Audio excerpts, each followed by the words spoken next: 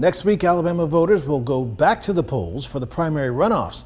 One of the top positions on the ballot, Lieutenant Governor. John Wahl, former chair of the Alabama Republican Party, and Secretary of State Wes Allen are going head to head. We have our Michael Higdon, who sat down with a former state rep to talk about the candidates and who could come out on top. Michael. Well, former Alabama State Representative Paul DeMarco says the Republican runoff for Lieutenant Governor between Secretary of State Wes Allen and Alabama GOP Chairman John Wahl remains one of the most competitive races on the ballot.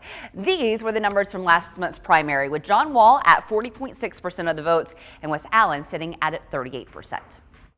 This has become a very competitive race, and both men have their strengths. DeMarco says Allen entered the race with advantages from his statewide experience as Secretary of State, a former state representative, and probate judge. His work on election issues and redistricting helped him lead early polling.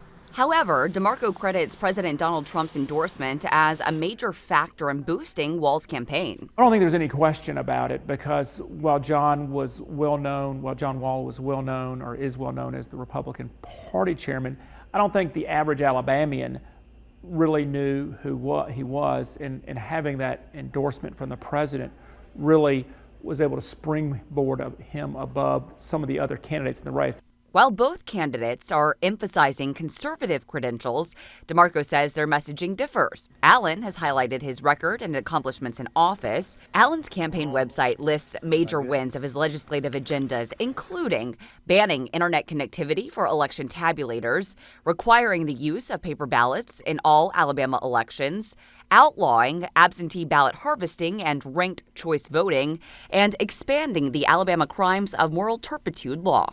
Wahl is touting what he plans to do if elected, laying out issues he's focused on, including economy and jobs, saying he wants to reduce red tape and create a climate where small businesses can thrive, tax relief for citizens, education improvement, with him supporting school choice and election integrity. In the general election, they've got to play to the base, but they also have to say, these values are what everybody wants in Alabama. They want lower taxes, less regulation, public safety, pocketbook issues, economic development, protecting jobs. I mean, those issues should be bipartisan, and they should play to everybody when it comes to public safety and making sure that we have a good economy in Alabama.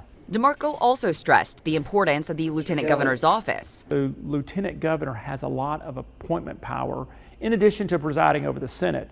So presiding over the Senate, you have the ability to help craft some of the legislation that comes to the Senate, influence some of the voting when it comes to some of the senators, some of your agenda that you want to see passed. Looking ahead, DeMarco says turnout could decide the race. A lot of people aren't paying attention to some of these elections. It really is up to each candidate to get out their vote. If you can get everybody that showed up for you, or at least the majority of them that you got early in May, you're going to win that race.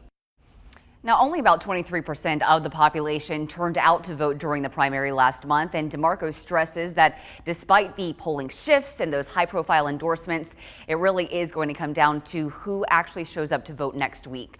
Wahl or Allen, whoever wins, will be going up against Democratic candidate Philip Insler, who is currently a House representative for District 74.